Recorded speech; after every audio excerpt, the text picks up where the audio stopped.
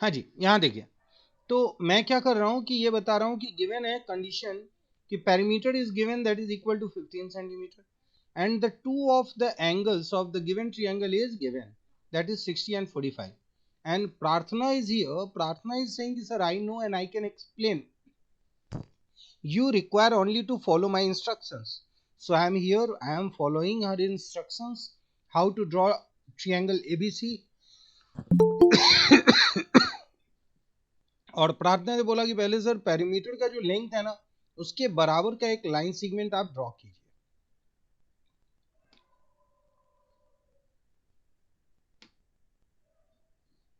तो हमने क्या किया कि पेरीमीटर के बराबर का हमने ड्रॉ कर दिया लाइन सेगमेंट PQ15, ठीक है। यानी कि ABC ट्रायंगल में तीनों साइड को जोड़ के जो आना चाहिए वो एक ही लाइन इसने प्रार्थना ने ड्रॉ करवाया है। चलिए देखते हैं कि अब इस लाइन को कैसे ये मोड़ मार के ट्रायंगल बनाती है। बोलिए प्रार्थना, अब क्या करना है? Yes, sir. Sir, now we will make an angle QPR which is 60 degree. QPR, okay, and this is equal to 60 degree. तो हमने क्या किया, 60 डिग्री का एंगल बना दिया। Good. And angle PQS which is 45 degree. चलिए हमने यहाँ पे 45 बनाया। 45 बनाने के लिए 60, फिर उसके बाद 90 और 90 90 का और इसके बाइसेक्टर. आर्क से हमने बनाया 45 डिग्री। ठीक है, हमने 45 बनाया और ये 60 थोड़ा बड़ा लग रहा है तो हम इसको इस साइड में कर लेते हैं जिससे थोड़ा ये छोटा दिखे। तो यूं हमने ले लिया 60। चलिए अब क्या करेंगे हम? Sir, now we will draw the bisector of angle QPR which is 30 degree. Okay, मतलब आपका कहना है कि P जो 60 का बनाए थे उसका हमें एंगल बाइसेक्टर लेना है। एंगल बाइसेक्टर के लिए हम क्या करते हैं बेटा, ध्यान रखना कि एक एक्सट्रीम हम ये चुनते हैं और एक ये चुनते हैं। ये दोनों एक्सट्रीम से दो आर्क ड्रॉ करके कट करते हैं और ये बन गया हमारा 30 का। चलिए ठीक है बेटा, अब बताइए। Sir, now we will draw the angle bisector of PQR which is 22.5 degree. मतलब आप 45 का बाइसेक्टर करने की बात कर रही हैं कि 45 को भी आप बाइसेक्ट करो। ठीक है, Yes, sir. हम बाइसेक्ट कर रहे हैं। चलिए हमने It बाइसेक्ट will किया। meet at the point A. अच्छा, ये जहां मिलेगा उसको हम A कहेंगे। लेकिन बेटा एक बात बताओ कि हमारा जो एंगल B है वो 60 है, C 45 है, और तुमने जो है 60 का आधा बनवाया है और 45 का आधा बनवाया है। अच्छा, यस बेस भी सर, तो चाहिए। अभी सर ये कंस्ट्रक्शन थोड़ी ना कंप्लीट हुआ है, इसके हाँ भाई, आगे ओम भी होगा. यही तुम्हारा सपोर्ट कर रहा था, बोल रहा था बेस भी तो 15 है, तो आप कहाँ से। चलिए ठीक है, आपकी बात मानते हैं, आगे बढ़ते हैं। आप बोलिए क्या करना है। Sir, now we will draw the perpendicular bisector of line PA and very QA. Good, very good. P and A, इसका हम परपेंडिकुलर बाइसेक्टर लेंगे AP का। ओके, तो AP का परपेंडिकुलर बाइसेक्टर मतलब AP के आधा से बड़ा आर्क एक ऊपर जाएगा, एक नीचे आएगा, फिर एक यहाँ कटेगा और एक यहाँ कटेगा, और हम इसको यहाँ से परपेंडिकुलर बाइसेक्टर को यू ज्वाइन कर देंगे। तो ये बन गया हमारा परपेंडिकुलर यहाँ पे, और ये बाइसेक्ट किया। ठीक है, हमने किया। अब Yes, sir. Sir, now we will draw the perpendicular bisector on line QA. AQ का भी हमने परपेंडिकुलर बाइसेक्टर लेना है। तो चलिए हमने AQ के हाफ से बड़ा एक आर्क यहाँ लिया, यहाँ लिया, फिर A पॉइंट से इधर कट किया, इधर कट किया, और यहाँ से हमने जो है इसको लाइन को ड्रॉ किया। चलिए, तो ये जो है हमारा परपेंडिकुलर बाइसेक्टर हुआ। ठीक है, अब थोड़ा सा स्ट्रेट लाइन नहीं बन रहा है क्योंकि चलेगा। बोलिए बेटा, अब क्या करना है हमें? Yes, sir. Sir, now take a point B and C which are on PQ. तो चलिए हमने B यहाँ ले लिया, C यहाँ ले लिया। अब Yes, sir. Now join BA and AC. चलिए हमने इसको यूं ज्वाइन भी कर लिया। अब बताइए, सही है Now, construction? sir, triangle ABC is the required triangle. चलिए, और मुझे बताइए कि आपने ऐसा कुछ क्यों किया, मतलब आपने जो है। Yes, sir. हाँ, Sir, because Sir, because as we know that the angle which is at the center is twice the angle inscribed at any point of the circle. तो So there circle are two centre, circles. यहाँ तो कोई circle दिख नहीं रहा है, यहाँ कोई सेंटर दिख नहीं रहा है। कोई दिख रहा है क्या? Yes, sir. आदित्य राज कोई दिख रहा है? No sir. हाँ जी, श्रुति कोई सर्कल दिख रहा है क्या यहाँ? No, sir. चलो प्रार्थना जस्टिफाई करो, उसके बाद भी मैं पहले ये बता दूं कि ये कंस्ट्रक्शन गलत है। अब पूछते हैं प्रार्थना से तो ज्यादा अच्छा आंसर मिलेगा। अब बोलिए बेटा, आप जस्टिफाई करो। सर ये कंस्ट्रक्शन गलत नहीं है वैसे। बेटा मैंने तो गलत बोल दिया, मैं ऐसे पता है क्या बोलता हूँ श्रुति, अगर गलत नहीं हो तो क्वेश्चन में कुछ ना कुछ गड़बड़ चीज बताता हूँ, लेकिन अगर मैं गलत बोलता हूँ मतलब गलत है। तो प्रार्थना ढूंढो वो गलत है। पॉइंट, कहाँ पे तुम्हारे सामने मैंने वो गलती करवाई है तुमसे, ढूंढो वो पॉइंट। Yes sir. कहाँ गलती करवाई? Mm, तुम्हारे सामने तुम्हारे बोले गए बात के अनुसार ही मैंने काम किया, पर गलती करवाया है। बीसी को उल्टा डाल दिया। हाँ सही जवाब। तुम लोग को आवाज आ रही है क्या ओम की? Yes sir. सर आपको ना बी वहां पे लिखना चाहिए था सी की जगह पे, आपने बिल्कुल वहां बिल्कुल पे सही। सी लिख आपने दिया। बोला बी सी पॉइंट ले लेंगे तो मैंने ले लिया, आपके बोर्ड के अनुसार लिया, ठीक है ना। नहीं लेकिन सर, वो तो वही मैं ले तो भाई देता। आपका इंस्ट्रक्शन फॉलो कर रहा हूँ। अब इंस्ट्रक्शन करने के वक्त आप बोलोगी कि सर बंदूक उठाइए, हाँ सामने मार दीजिए गोली। अब मान लो मैं बंदूक नो उठा के सर। अपने ही आदमी को देख रहा था और तुमने बोला मार दो गोली, तो मार दिया, गद्दार बना दोगी तब तो तुम। चलो यहाँ देखो, तो आपका कंस्ट्रक्शन एब्सोल्युटली बहुत सही था, आपने बहुत अच्छे से बताया और बहुत अच्छे से बताया, लेकिन मैं अब चाहता हूं इसको थोड़ा एक्सप्लेन कर दूं, क्योंकि आपका जो सर सर्कल। जस्टिफाई करूं? नहीं बेटा आप अच्छा कर लोगी मुझे पता है, लेकिन मुझे थोड़ा करने दो। असल में क्या है ना कि पैसा तो मैं कमाना चाहता हूँ, क्या सृष्टि, श्रुति, तो मुझको भी यस थोड़ा सर। काम छोड़ दो, मेरे लिए भी करने दो। चलो मैं बताता हूँ आपको। देखिए बेटा यहाँ पे क्या है, सबसे पहले आपके पास जो पेरीमीटर है वो 15 सेंटीमीटर का है। क्लियर है? कोई दिक्कत नहीं?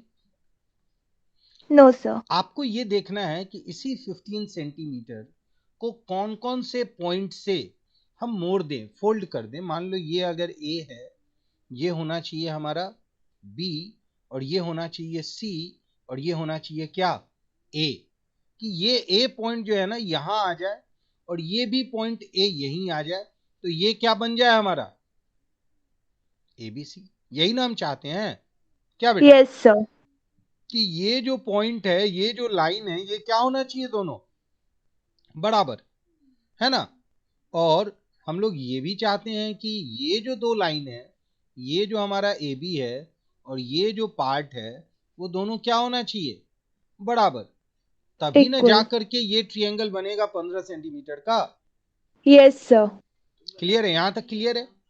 अब एक चीज और यस देख सर। लो, एक चीज और देख लो कि अगर ये लाइन जो भी हो, ये लाइन, इस लाइन का अगर हम परपेंडिकुलर बाइसेक्टर करेंगे तो बताओ ये तो आइसोसेलेस ट्रायंगल बन जाएगा ना। ये जब यस सर। परपेंडिकुलर बाइसेक्टर करेंगे तो ये दोनों क्या हो जाएगा, इक्वल हो जाएगा। तो मतलब जो भी आप यहां से यहां तक लाइन खींच रहे हो, वो लाइन का आपको लेना पड़ेगा परपेंडिकुलर बाइसेक्टर। क्लियर है यहां तक? Yes sir.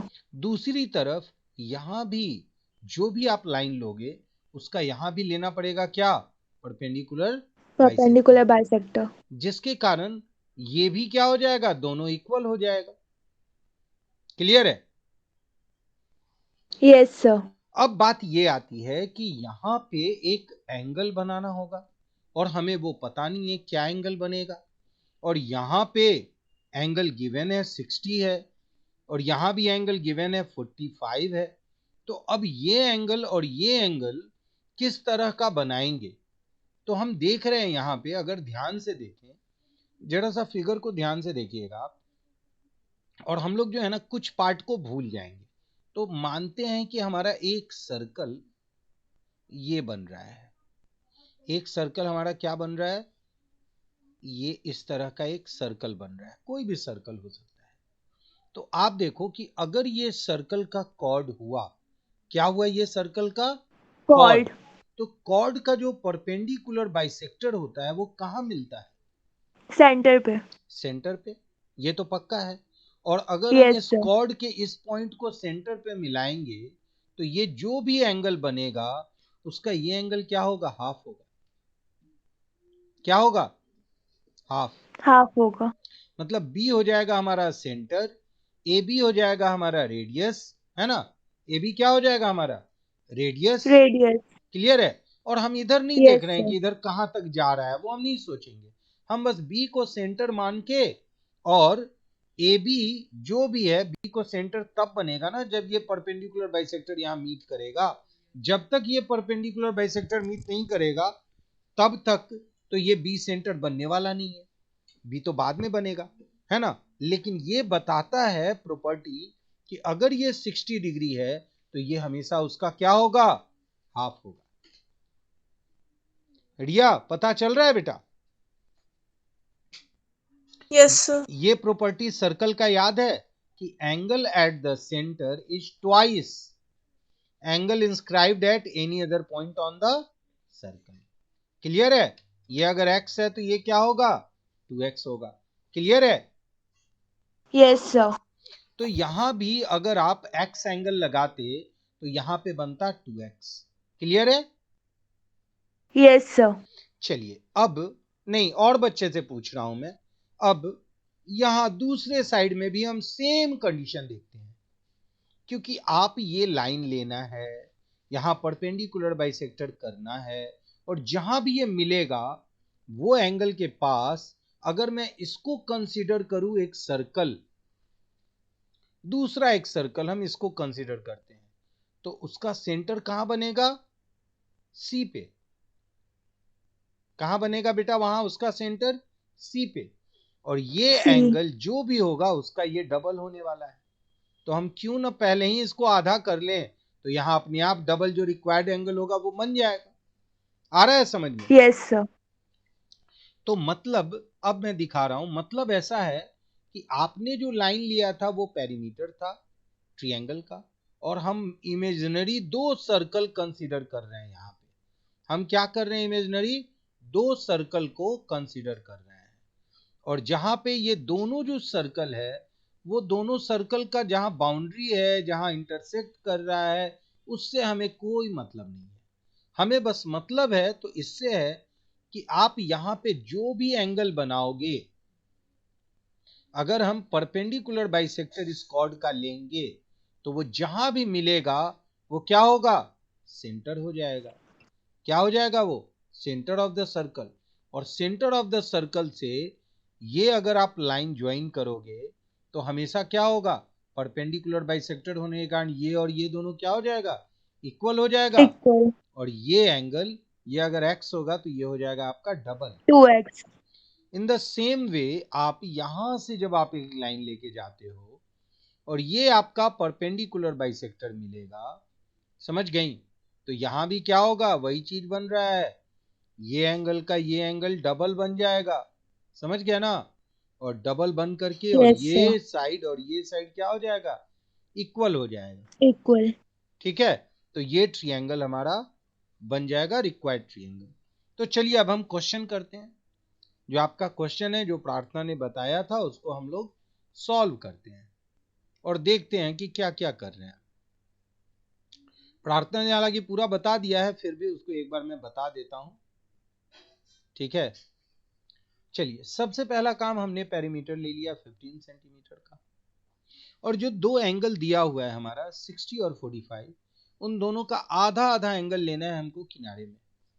मतलब ये 60 का हाफ लेना है, जो भी एंगल है ना उसका हाफ लेना है। और वो इसलिए ले रहे हैं बेटा क्योंकि ये जो एंगल है 30 डिग्री, वही ये लाइन बनाएगा और इसी का परपेंडिकुलर बाइसेक्टर लेना है। लेकिन कहां तक जाएगा ये लाइन हमें नहीं मालूम है, वो तय करने वाला है हमारा दूसरा वाला साइड का एंगल बाइसेक्टर। तो ये 60 का हाफ बन गया, और यहां बनाना था 45, तो यहां 60 हो गया, ये 30 हो गया, और 30 60 के बीच में जो एंगल बना वो बन गया हमारा 45। ये जहां भी इंटरसेक्ट हुआ आप समझ लो कि वही पॉइंट आपका वो पॉइंट है जिसका एंगल गिवन नहीं है, जो ए है।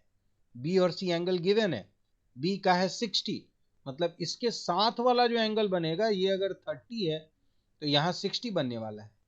अब एपी का परपेंडिकुलर बाइसेक्टर हमने लिया, बाइसेक्टर का मतलब जहां ज्वाइन हुआ वो पॉइंट हो गया हमारा बी, और वहीं पे इसका डबल एंगल बनेगा, एंगल एट द सेंटर, 30 का क्या बन गया 60, और ये बी बनेगा क्योंकि यहां हमने 60 का बाइसेक्ट किया तो यहां भी बी रखना होगा। अब देखिए सी बोला था 45, तो हम लोग ए क्यू को परपेंडिकुलर बाइसेक्ट करेंगे और ये जहां भी कट होगा ना वो पॉइंट हो जाएगा हमारा सी, और सेंटर बन के ये क्या होगा, ये एंगल का डबल होगा, 45 डिग्री यहां बन जाएगा, क्योंकि ये 45 का आधा था, सॉरी उसका भी हम आधा लेंगे, तो ये 45 का आधा था और उसका डबल क्या होगा यहाँ 45 डिग्री। और आप देख रहे हो कि जैसे यहाँ परपेंडिकुलर बाइसेक्टर है, ये इसके बराबर है और ये वाला पार्ट इसके बराबर है, तो हम जानते हैं कि ए बी जो है वो पी बी के बराबर है और ए सी जो है वो सी क्यू के बराबर है, और बी सी तो अपने जगह है ही। तो आपको तो पता है कि P B plus B C plus C Q perimeter है, तो यहाँ ट्रायंगल का पेरीमीटर 15 सेंटीमीटर ही होगा। क्लियर है? Yes sir. सही है? Yes sir. चलिए ये तो बहुत सही है। ये मैं बताता हूं कि ये जो आपका कंस्ट्रक्शन है वो सबसे इंपॉर्टेंट कंस्ट्रक्शन था, लेकिन अब एक और क्वेश्चन आता है जो पिछले क्लास में हम लोग बात किए थे, division of a line segment के बारे में। यस सर, इन रेशियोज। हाँ, division of a line segment in given ratio, line segment, हाँ ये बताया था लेकिन उससे पेरीमीटर का रिलेशन दूंगा। Division of a yes line sir. Segment in given ratio. तो अब क्वेश्चन कह रहा है कि पेरीमीटर ऑफ ट्रायंगल एबीसी मान लिया जाए 13 सेंटीमीटर का है। क्लियर है? Yes sir. और जो तीनों साइड है ना, जैसे A B H two B C H two A C या C A is equal to है मान लो 2:3:4, इस तरह का रिलेशन है। क्लियर है? Yes sir. सर मैं बताऊं? एकदम बिल्कुल मौका मिलेगा बताने का, लेकिन थोड़ा सा रुक जाओ प्रार्थना, इसलिए ना क्योंकि तुम जब सारा बताओगी ना तो सारे बच्चे फिर तुम्हारा नंबर मांगेंगे मुझसे और फिर बोलेंगे कि ऐसा नहीं प्रार्थना तुम एडजस्ट करो, सर का फी थोड़ा महंगा है, प्रार्थना से ही पूछ लेते हैं, तो फंस जाऊंगा मैं। मेरे हाँ पता चल गया, लेकिन तुम भी मत बताओ बेटा, अभी पापा को ही करने दो। चलिए बेटा, ये समझ में आ रहा है? कौन कौन बच्चा ऐसा है जिसको ये समझ में आ चुका है कंस्ट्रक्शन? रिया? यस सर, मुझे आता है। रिया यस सर, थोड़ा बहुत आ रहा है। और श्रुति, सृष्टि, यस सर। आता है श्रुति? मतलब सर आ रहा है सर। आ रहा है। चलिए सृष्टि आप बताइए बेटा। विनायक, आदित्य? यस सर आता है। Very good. विनायक से मैं थोड़ा पूछना चाहूंगा, विनायक मुझे ओरल समझाइए और देखता हूं कि आपकी बात से कितने बच्चे को हिंट मिलता है, कितने बच्चे को पता चलता है। बोलिए विनायक, स्टार्ट। सर पहले एक लाइन सेगमेंट ड्रॉ करेंगे 13 सेंटीमीटर का। फिर सर फिर कोई भी रेडियस से एक आर्क ड्रॉ करेंगे दोनों साइड पे, दोनों एंड पॉइंट पे। कोई भी रेडियस से आर्क ड्रॉ करेंगे दोनों एंड पॉइंट पे। चलिए कर दिए।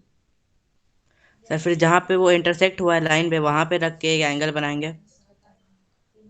इंटरसेक्ट हुआ है वहां पे रख के एंगल बनाएंगे मतलब नहीं समझा मैं। सर जहाँ पे ये आर्क लाइन में इंटरसेक्ट हुआ है ना, हाँ आर्क इंटरसेक्ट हुआ है वहां सर से। वहीं पे रख, सर वहाँ से वही से आर्क पे एक एंगल बनाएंगे। चलो एक एंगल बना दिए ये। सर फिर उतना ही आर्क से डिवाइड करते जाएंगे उस अच्छा लाइन को। स्क्रीन दिख रहा है कि नहीं बच्चों? Yes yes sir. सर, दिख हाँ रहा है। ठीक है ठीक है, अब बोलो विनायक। मैं सोच रहा हूँ कि तुम बिना देखे तो मैं जो बना रहा हूँ वो दिख रहा है ना तुमको। चलो अब बोलो अब यस क्या सर। करेंगे। सर फिर उतना ही रेडियस से और आर्क बनाते जाएंगे। और आर्क बनाते जाएंगे, कहाँ कहाँ बनाएंगे? जैसे यहाँ पे एक बना दिए। नहीं नहीं सर, इस लाइन सेगमेंट पे जो नया भी लाइन सेगमेंट बना है। अच्छा उस पे बनाना है, उस पे आर्क बनाना है। Yes sir. सर उतना ही रेडियस है। उतना ही रेडियस से आर्क बना दिए। सर यहाँ से जहाँ इंटरसेक्ट हुआ ना आर्क और नया लाइन सेगमेंट सर, वहां से। अच्छा यहाँ वाला बोल रहे हो? इसको ए कहते हैं, इसको बी कहते हैं, इसको पी कहते हैं। बोलो ए बी पी बताओ कहाँ क्या करना है? सर जहाँ 60 डिग्री बना है ना। कहाँ 60 बनवाए हो तुम तो आर्क बनवाए हो, लाइन खींचे हो, एंगल बनवाए हो। 60 कहाँ बनवाए हो? ये तो अपने मन सर से जहाँ लाइन खींच के बनाया है। सर जहाँ आर्क और ये नया लाइन सेगमेंट एपी अच्छा बना है वहां नाम से। नहीं बोल सकते हो? एपी है, पी वर्टेक्स है, ए वर्टेक्स है, ए वर्टेक्स से लाइन खींच दीजिए, पी पे आर्क खींच दीजिए, बीपी को ज्वाइन कर दीजिए, बी से एंगल 60 डिग्री बना दीजिए, ऊपर नीचे। मतलब ऐसे मुंह से हिंदी में बोलो बेटा, तुमको सामने से पूरा फिगर दिख रहा है, तुम जहां से नया आर्क नया लाइन। अब ऐसे मत बोलो, मुझे पता नहीं चलेगा, सारा बच्चा कंफ्यूज है। और कुछ आदमी यहाँ ऐसा है ना मीटिंग में जानबूझ के कंफ्यूज होना चाहता है, तो उसको क्या करोगे? बोलो, क्लियर बोलो,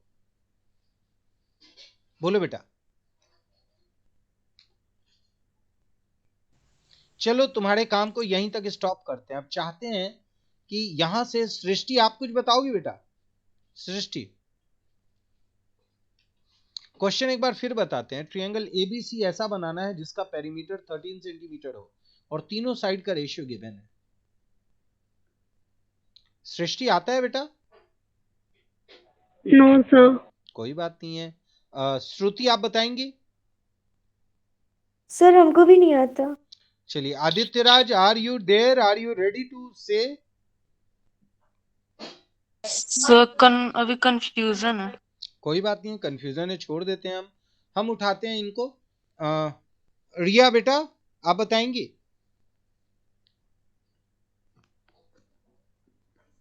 संभव का आवाज नहीं आ रहा है भाई, सारा असंभव को संभव कर देगा। उसका नाम अजीब सा गाना गाता है वो, होनी को अनहोनी कर दे या अनहोनी को होनी। ऐसे बोलो संभव कुछ कर दो, होनी अनहोनी। बताओ बेटा। सर अभी थोड़ा सोच रहे हैं। अच्छा ठीक है, मुझे लगता है कि मुझे फिर से हेल्पलाइन यूज करना पड़ेगा। ओम, ओम बताओगे? चलो बेटा तुम जरा सर बताओ। मैं बताऊंगी। अच्छा रुक जाओ, ओम कोई मौका दे दो, नहीं तो हमेशा ये जो है ना छाया में ही रह जाएगा। थोड़ा देखते हैं इसकी आवाज लाउड बोलना सुनाई सबको दे। बोलो बेटा। इजी तरीका बताएं? हाँ इजी तरीका बताओ। देखिए इधर है ना 4:3:2 वाले रेशियो, तो तीनों को ऐड कर दीजिए तो 9 आ जाएगा आपका। तो फिर 13/9 कीजिएगा तो आपका 1 यूनिट का वैल्यू आ जाएगा। और उससे बना सकते हैं। फिर इंटू 2 करके फिर आर्क ले लेके बना दीजिए सीधा। बिल्कुल सही। तो ओम ने जो कहा, ओम ने कहा उसको पहले मैं बता दूं और कुछ कारण के साथ उसको मैं समझा भी दूं। ओम ने कहा कि आप जो रेशियो में नंबर है ना उसको पहले आप एक्स में कन्वर्ट कर दो, और एक्स में कन्वर्ट करने के बाद आपके पास 9x is equal to 13 centimetre आएगा, और x का वैल्यू हो जाएगा 13/9। और इसको जब आप डिवाइड करोगे ना तो ये करेक्ट डेसिमल में भी नहीं मिलेगा तुमको, तो दिक्कत है। और कहा गया है, ये चैप्टर कौन सा है बेटा? नाम क्या है इस चैप्टर का? ये इजी तरीका ज्योमेट्रिकल है। कंस्ट्रक्शन। Geometrical construction. अगर ये डिवीजन नहीं होगा, 1 पॉइंट समथिंग समथिंग रह जाएगा, तो आंसर भी तो वैसे ही समथिंग समथिंग मिलेगा, पूरा नहीं मिलेगा। तो मतलब कि ये वाला तरीका यस सर। ज्योमेट्रिकल कंस्ट्रक्शन में 50% कंस्ट्रक्शन है और 50% कैलकुलेशन है, तो नंबर भी हम इसमें 50% देंगे। तो चलिए ओम, और दूसरा भी तरीका है, क्या है बताइए वो? ये पी पॉइंट को हटाइए। पी पॉइंट को हटा दिए, ये एंगल जहाँ पे ये आर्क ए लिए थे ना, हाँ वहां से कोई भी एक स्पेसिफिक एंगल ले लीजिए। कोई भी स्पेसिफिक एंगल ले लिए, चलो 90 डिग्री ले लिए। फिर यहाँ एंगल बी पे भी सेम एंगल लेना है। चलो यहाँ भी हम 90 डिग्री ले लिए। फिर इस पे इक्विडिस्टेंट पॉइंट्स बनाना है। रुकिए हम इक्विडिस्टेंट पॉइंट बनाएंगे, एक मिनट। स्पेसिफिक एंगल हमने 90 सेलेक्ट किया है। पहले तो ओम के लिए हम थोड़ा ओम को रेस्पेक्ट करके अलग से ही फिगर बना देते हैं कि बच्चों को पता चले, है ना। और बीच में मैं बच्चों से भी पूछूंगा कि क्या जी सही चल रहा है? एक 90 डिग्री ऊपर ले लिए हैं विनायक, दूसरा ये 90 ले लिए हैं, देखते हैं कितना देर तक इसकी इज्जत बचेगी। चलो बोलो। इक्विडिस्टेंट पॉइंट्स लेना है। कहाँ पे? इस लाइन पे। इस लाइन में मतलब कौन सा लाइन? ए बी, ऊपर है पी, नीचे है क्यू। बोलो क्या लेना है, किस पे? एपी और बीक्यू पे इक्विडिस्टेंट पॉइंट्स लेना है। कितना पॉइंट्स लेना है? पॉइंट्स लेना है मतलब इक्विडिस्टेंट पॉइंट एक ये हो गया। रुक जाओ, कलर चेंज कर दो। 1 2 3 कितना? चलिए हम ले लेते हैं। 1 2 3 4 5 6 7 8 9 पॉइंट हमने ले लिया। इधर भी इक्विडिस्टेंट पॉइंट हमने ले लिया 9। चलिए ठीक है, और क्या करेंगे हम? फिर उसके बाद 2:3:4 के रेशियो में डालना है ना। हाँ, तो पहले हम लोग लेंगे यहाँ का जो यहाँ के 4 को जो है ना, किसके 4 को? बी वाले के। बी वाले के 4 को इधर के 5 से मिला देंगे। इसके 5 से? हाँ। 1 2 3 4 5। कर्सर दिख रहा है बच्चों आपको?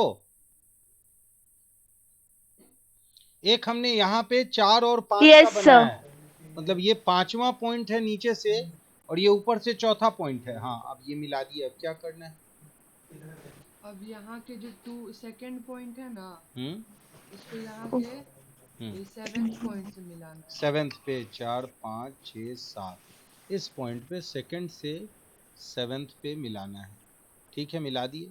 अब 2:3:4 के रेशियो में बढ़ गया। हाँ, ये 2 है, ये 3 है, और ये 4 है। चलिए, और क्या करना है? फिर इसका एक सर्कल ले लीजिए, ये वाला रेडियस लेकर। अच्छा, ये AX का एक आर्क को सर्कल बना दिया, मतलब ये इस तरह से हमने यू बना दिया। चलिए, फिर यहाँ ये जो BY है इसको भी एक लेकर बना दीजिए। BY का भी हमने यू लेके बना दिया। जहाँ इंटरसेक्शन हो रहा है वहाँ पे दोनों को पॉइंट को उधर से BXY को मिला दीजिए। चलिए, ये मिला दिए। बन गया ट्रायंगल। क्या प्रार्थना सही है कि गड़बड़ है इसका? No, sir. सर गलत है. क्या क्या गलती है बता दो बेटा। Yes, sir. सर पहले एक लाइन सेगमेंट ड्रॉ करेंगे XY 13 सेंटीमीटर का. चलिए, XY 13 सेंटीमीटर का हमने ड्रॉ किया। अब बताइए। Sir, now we will draw a ray XZ making an acute angle with XY and drawn in the downward direction. बिल्कुल सही है, एक्यूट लेंगे। देखिए बेटा, आपने ये जो बोला था एनी एंगल, इसको एक्यूट बनाओगे, समझ गया ना, तो ज्यादा सही रहेगा। हालांकि आपका ये भी बिल्कुल सही है, यहाँ भी आपको रेशियो वही मिलने वाला है, गलत नहीं होगा, ठीक है ना। लेकिन लेकिन ये भी आप जो है इसको बनाएंगे हमेशा यही, समझ गए ना, कि आप इसको बनाएं बिल्कुल सिंपल से तरीके से। चलिए, सही है प्रार्थना, तुम्हारा तो खैर बिल्कुल हिट है, सही जा रहा है। चलिए, तो चलिए हम आते हैं, फिर से काम करते हैं, लेकिन मेरे को थोड़ा हाँ बोलो बेटा। सर आप X से एक लाइन सेगमेंट खींचिए एक्यूट एंगल, Y से नहीं और ऊपर से नहीं. अच्छा, तो तुम पैरेलल लाइन करके बताओगी, आर्क खिंचवाओगी, यही ना? Yes sir. सर X हाँ, से ना हाँ, नीचे मैं की समझ तरफ गया, एक आर्क खींच समझ के गया, 60 डिग्री बनेगी. लेकिन उसमें बिल्कुल बिल्कुल सही है, हम लोग वो भी करेंगे कंस्ट्रक्शन। थोड़ा सा पहले इसको मिटा दे रहे हैं प्रार्थना, ठीक है? Yes sir.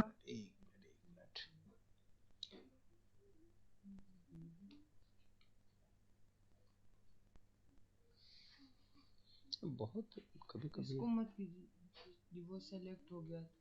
सिलेक्ट तो हो गया था, लेकिन कहाँ मिट रहा है अच्छे से, हैंग हो गया है। स्मॉल कीजिए ऊपर। रुक जाओ, यहाँ ये वाला रुक जाओ, पहले यही लेता हूँ मैं, ब्लैक चुन लेता हूँ। हो गया आपका।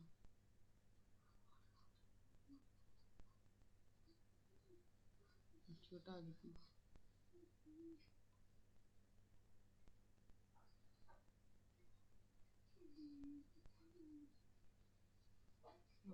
इसको एक बार फिर से फिक्स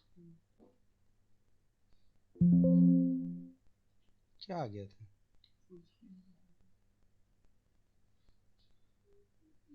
आप ट्राई कीजिए, बड़ा कर दीजिए ना। चलिए देखिए, मैं बताता हूँ आपको। मैंने बताया था कि अगर कोई भी एक लाइन को अलग अलग रेशियो में बांटना है, आसान तरीका जो था वो ये था कि आप दोनों ही साइड से एक अपवर्ड एक डाउनवर्ड एक्यूट एंगल ले लीजिए। और एक्यूट एंगल में सबसे जो आसान है वो है 60, तो दोनों साइड में सेम एंगल लेना जरूरी है, डिफरेंट एंगल नहीं लीजिए, ठीक है, सेम एंगल लीजिए 60 डिग्री। अब आप देखिए कि जो आपका रेशियो है वो है 2:3:4।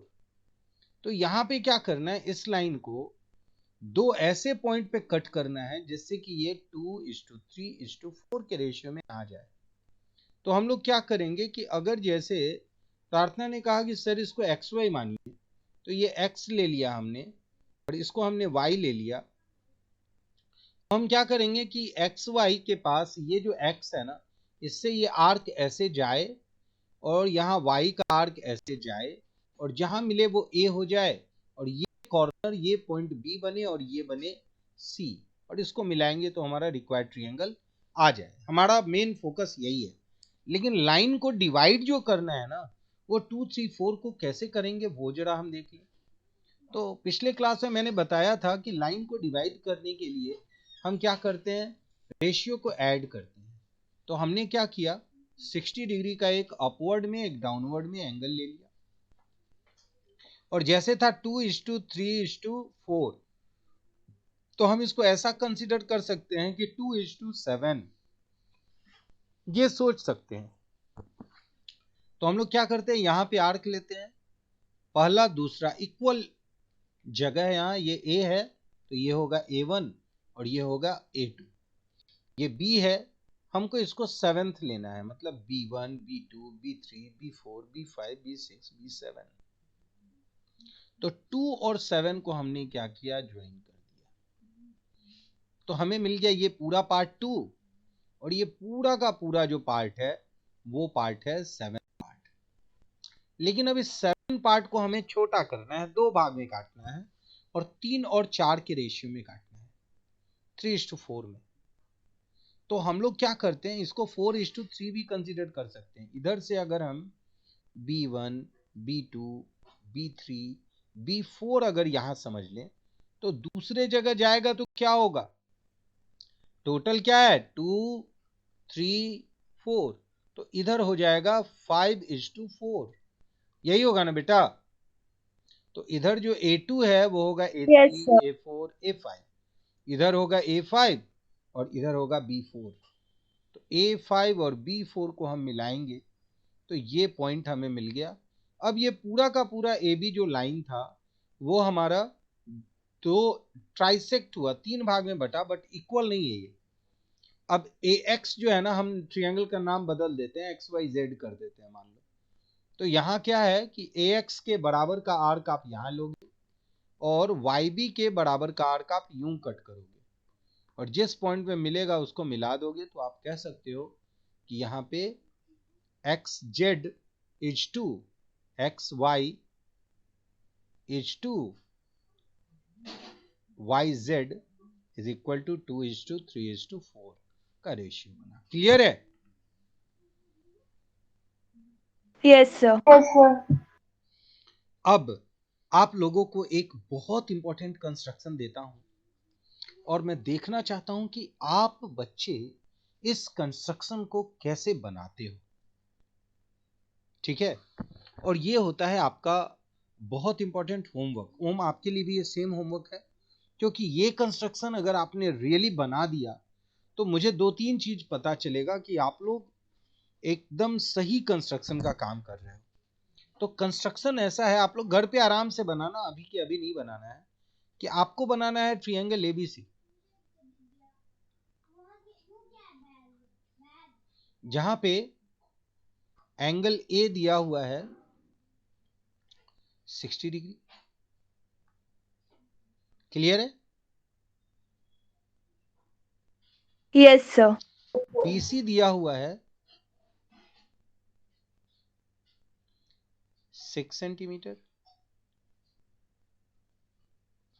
और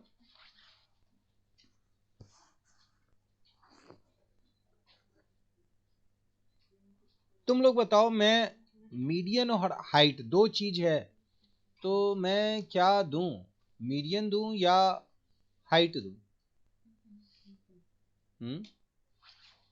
हाइट दूं सर या कुछ मीडियन भी दे दूं? दीजिए। चलिए हाइट देता हूं मैं, कि height of the triangle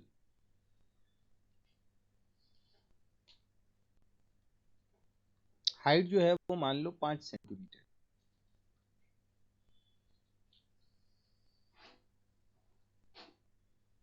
height नहीं, मीडियन दे देता हूं। मीडियन मान लो यहाँ पे 5 सेंटीमीटर है, क्योंकि जो क्वेश्चन दूं कम से कम मेहनत करो तो बने। तो ये हाइट नहीं है बेटा, इसको हम मीडियन बोल रहे हैं। मीडियन क्या हो? मीडियन ऑफ द ट्रायंगल हो 5 सेंटीमीटर की। देखो कोई क्वेश्चन आपको अगर कोई टीचर देते हैं तो उसका 2-3 वजह है। एक तो ये वजह है कि टीचर आपके चाहते हैं कि वो कंस्ट्रक्शन आपको आ जाए। दूसरा चीज कि उसके अंदर जो कॉन्सेप्ट छिपा होता है वो चाहते हैं कि आपको पता चलना चाहिए। और तीसरा एक बहुत बड़ा ड्रॉबैक मैं अपने एजुकेशन सिस्टम का बताऊं तो आपको कुछ नई चीजें पता चलेगी। जैसे देखो क्लास 9 में एक चैप्टर आता था जिसको हम कहते थे रेशियो एंड प्रोपोर्शन। रेशन लिख दिया। ठीक है,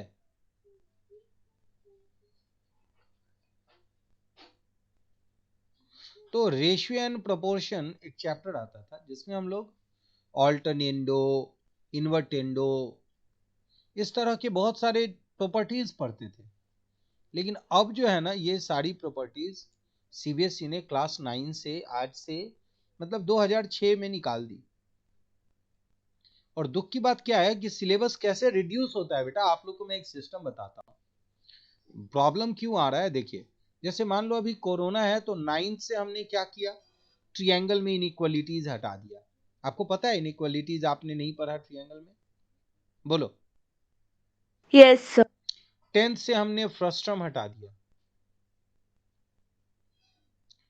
ठीक है, फिजिक्स का हमने 9th में मान लिया जाए कुछ पार्ट हटा दिया, कॉस थीटा हटा दिया। तो बेटा क्या अगर मैंने 9 में हटाया तो इसको 10 में ऐड किया क्या? प्रार्थना नहीं किया ना? No, sir. तो ये तो पूरे लाइफ टाइम के लिए इनइक्वालिटीज खत्म हो गया ना तुम्हारा। Yes, sir. तो ये क्या कंपटीशन से खत्म हुआ कि नहीं हुआ? कंपटीशन में आएगा कि नहीं आएगा? No, sir. Sir, है? आएगा. आएगा। ये फ्रस्ट्रम अगर मैंने हटा दिया 10th से तो ये कंपटीशन में तो आएगा ना। जबकि हम लोग Yes, सिलेबस sir. को अब 12th में हमने बहुत सारे मैथ के चैप्टर में हमने रिड्यूस किया। 11th में हमने बहुत सारा 11th से हमने पीएमआई चैप्टर को रिड्यूस कर दिया, प्रिंसिपल ऑफ मैथमेटिकल इंडक्शन को रिड्यूस कर दिया।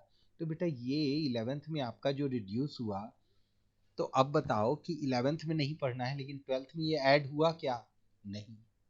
तो जब 12th में ऐड नहीं हुआ तो मैथ का चैप्टर गायब हो गया ना। आपको पता है कि लॉग जो है वो आप लोग को सीबीएसई पढ़ाता ही नहीं है, इसलिए ना क्योंकि कभी इसको रिड्यूस किया कभी उसको किया। अभी तक लॉग डायरेक्ट करना है आपको कैलकुलेशन में, लॉग आपको पढ़ना ही नहीं है। लेकिन आईसीएसई के बच्चे को लॉग 9 में पढ़ लेना है, तो आईसीएसई के बच्चे को दिखता है कि वो लॉग पढ़ा हुआ है।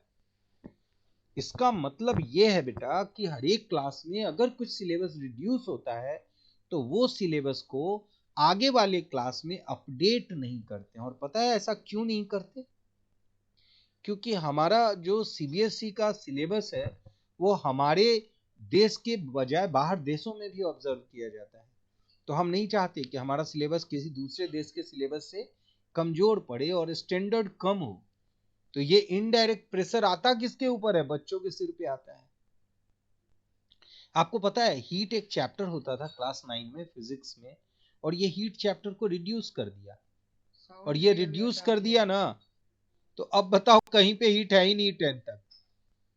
लेकिन आईसीएसई में इसको Yes, 10th में पढ़ाया जाता है कैलोरीमेट्री के नाम से। समझ गए? तो तुम बताओ कि आईसीएसई से ज्यादा स्मार्ट सिलेबस हुआ था सीबीएसई का। हीट हम लोग 9 में पढ़ते थे और 10 वाले बच्चे को फिजिक्स में अब हम लोग कैलोरीमेट्री पढ़ाते हैं आईसीएसई में। लेकिन सीबीएसई से तो हीट गया sir. ना। हाँ बेटा। सर हम आपको व्हाट्सएप पे 2 क्वेश्चन भेजे थे फिजिक्स का. कहाँ? बोलो बोलो बोले, 1 मिनट देखते हैं। हाँ भेजी होगी तुम जरूर। एक मुझे लगा कि श्रुति का कोई क्वेश्चन तो आया था। 1 मिनट, मोबाइल इसमें श्रुति का जरा सा मैं, ओम बेटा इसको चार्ज में लगाओ फोन को। SHRUTI श्रुति। सर न्यूमेरिकल्स बना रहे थे तो उसी में थोड़ा प्रॉब्लम हो गया था। कोई दिक्कत नहीं है, देखते हैं। Numerical should be very relevant.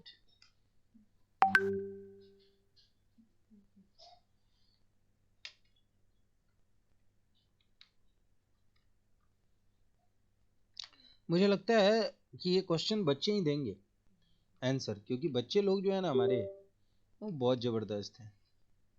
तो चलिए हम देखते हैं कि ये क्वेश्चन क्या है। प्रार्थना तैयार हो, जल्दी बोलो कौन आंसर देगा। Yes sir. ओम बोलता है मैं दूंगा। नहीं बेटा, देखते हैं प्रार्थना को भी। हाँ जल्दी से बता दीजिए बेटा क्वेश्चन क्या कहता है। नहीं, आपको आंसर नहीं करना है, पहले क्वेश्चन का एक्सप्लेनेशन समझाइए कि क्वेश्चन क्या कहना चाहता यस है। सर। हाँ। सर एक पोर्टर है, वो एक लगेज को लिफ्ट करता है। हम्म 15 केजी उस लगेज का वेट होता है from the ground and puts it on his head, और वो अपने सिर पे रखता है। उसका जो हाइट होता है ना सिर तक का, वो 1.5 मीटर होता है ग्राउंड से। Calculate the work done by him on the luggage, तो वर्क डन कैलकुलेट करना है। बिल्कुल सही, आपने इतना समझा दिया ना कि बहुत सारे बच्चे को समझ में आ गया होगा। ओम हालांकि नहीं सुन रहा है तुम्हारी बात, क्योंकि कान में मेरे ईयरफोन है। स्माइल कर रहे हैं सर बस। हम बनाए थे, हाँ सर एक हम मिनट एक आधा मिनट। बनाए थे बट अब श्रुति से सर पूछना बुक है में कि श्रुति सॉल्यूशन, क्या बनाई थी, बोलो बेटा।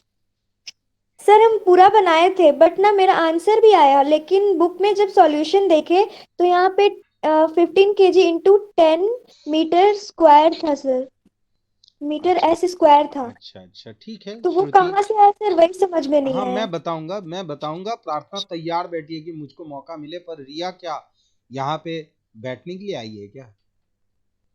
हे रिया, बोलो भाई, आप भी यस बोलो। सर। मौका मौका को चूको नहीं, जल्दी से चौका मारो। बताओ क्या कहती हो, क्या करेंगे?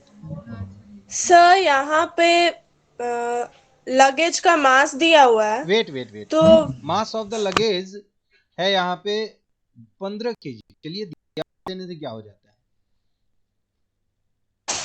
सर मास दिया है और हाइट दिया है। अब वर्क डन निकालने के लिए we need force and the displacement both. यहाँ पे फोर्स तो नहीं दिया है, तो फोर्स होता है mass into acceleration.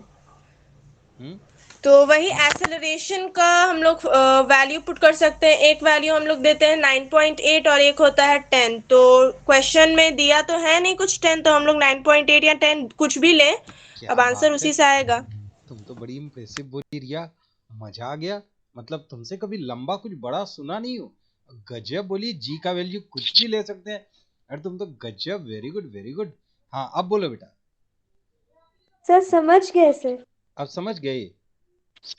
Yes sir, और कहाँ ये प्रॉब्लम था हम डिस्टेंस क्या समझ है? गए। 1.5 मीटर है। तो मतलब वर्क डन जूल में है। और जानती हो रिया, तुमने जो ये बोला ना 10 और 9.8, ये पता है इतना जबरदस्त सेंटेंस था कि पूरे क्वेश्चन में अच्छा लगा।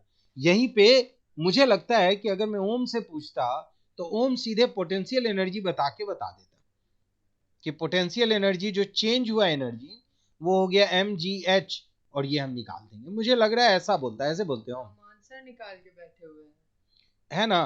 तो लेकिन श्रुति तुमने बहुत अच्छा किया, क्वेश्चन किया।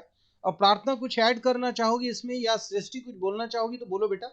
वेलकम, बोलिए क्या कुछ चाहती थी सुनना या पूछना। सर इसमें मास ऑफ लगेज दिया हुआ है, हम्म सर इसमें मास ऑफ लगेज दिया हुआ है 15 केजी, और डिस्प्लेसमेंट हमें पता है कि 1.5 मीटर है दिया हुआ।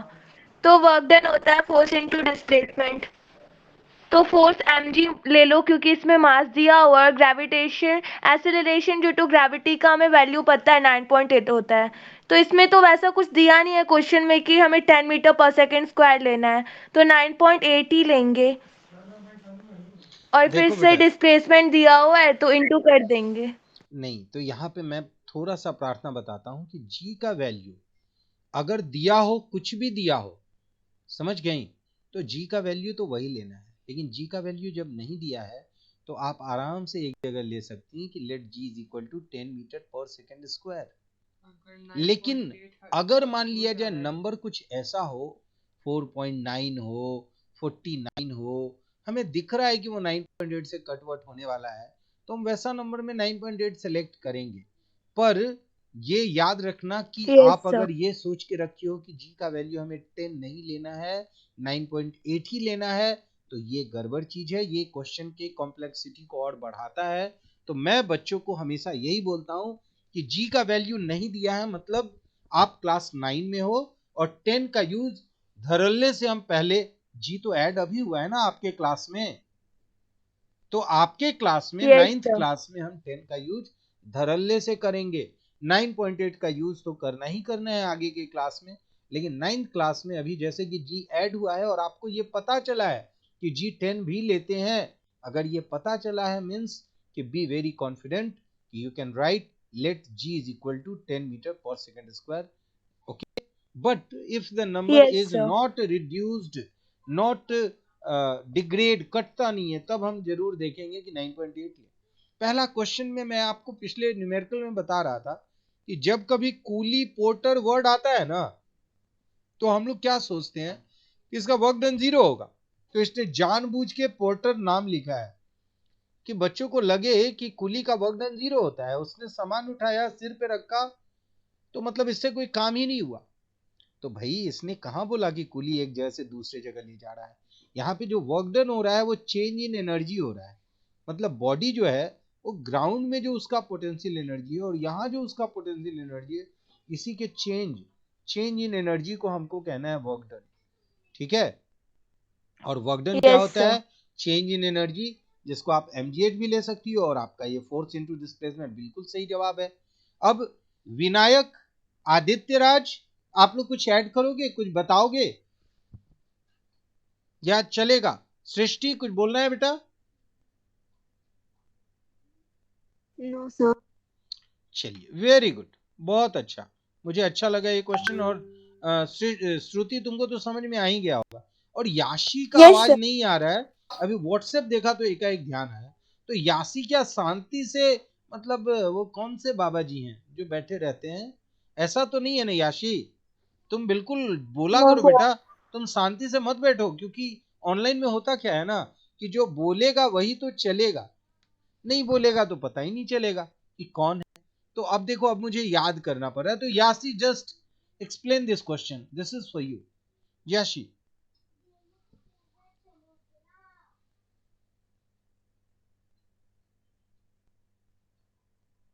पहले मौका है याशी को, उसके बाद मौका मिलेगा सृष्टि को, उसके बाद मौका मिलेगा और बाकी बच्चों को जो अभी तक बोले नहीं है।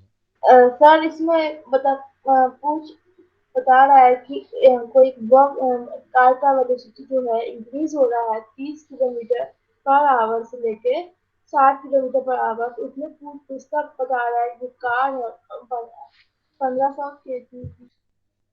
हाँ, तो निकालना है वर्क डन, तो कैसे निकलेगा बेटा इसमें? मतलब ऐसा नहीं है कि तुमको बताना ही है, ऐसा नहीं है बेटा। तुम किसी को ना, तो हम लोग तुमको पैसा देने वाले हैं, समझी, सारा पैसा मेरे पास आने वाला है, इसलिए तुम टेंशन मत लो। बस ये क्वेश्चन समझाने की कोशिश करो कि क्वेश्चन जो है वो समझा पाए तो ठीक है, नहीं तो बाकी बच्चे सब लाइन लगा के बैठे हुए हैं। प्रार्थना तो आंसर जब बताती है तो सोचती है हम फुल आंसर बता दें, और बहुत अच्छी आदत है। तो ये जो है जल्दी, ओम बेचारा थोड़ा दुखी हो जाता है कि हमसे मौका हमको कम मिलता है, ठीक है ना? सर हम हाँ जरूर मौका दूंगा, हाँ श्रुति को मिलेगा। याशी पहले पास करो, आगे बढ़े। पास। चलो चलो, पास हो गई याशी। हाँ बेटा, श्रुति बोलेगी अभी। आदित्य नंदन जो बैठा हुआ ओह रहता है, आदित्य, सर मैं ए बोलूं? रुक जाओ। आदित्य नंदन, तुम कुछ क्वेश्चन पहले समझाओ बेटा। क्वेश्चन क्या है, आंसर नहीं समझाना, क्वेश्चन समझाओ आदित्य। Yes sir. तेज आवाज में समझाना, नहीं तो अभी रात में बाइक उठा के तुम्हारे घर पे आके पीटूंगा। तेज आवाज में, बुलंद आवाज में समझाओ। चलो। Okay sir.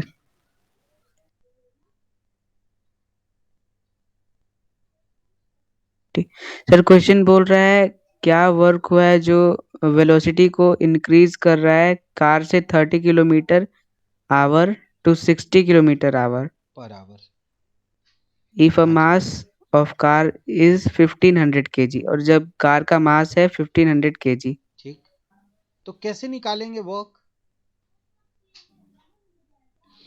का फॉर्मूला क्या होता है?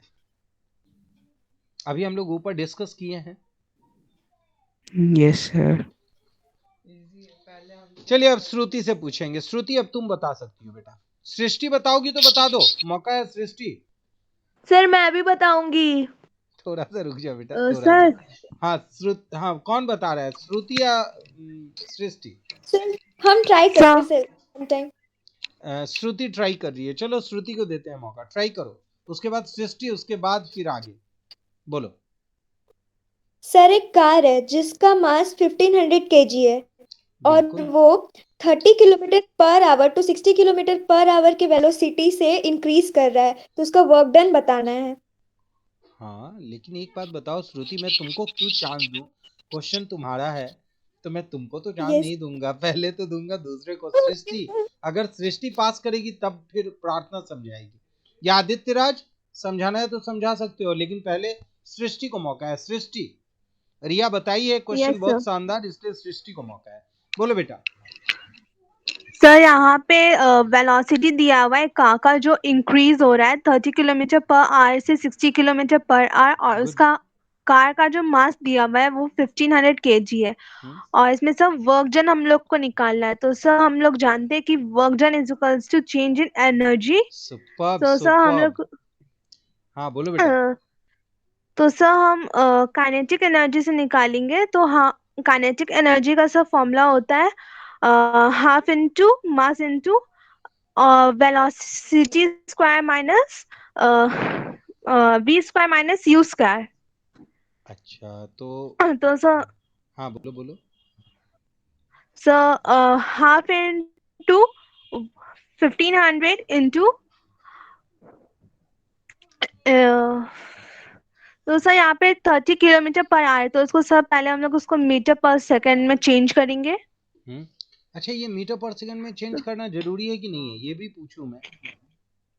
Yes sir, it's important. क्या जी बोलो। Yes sir.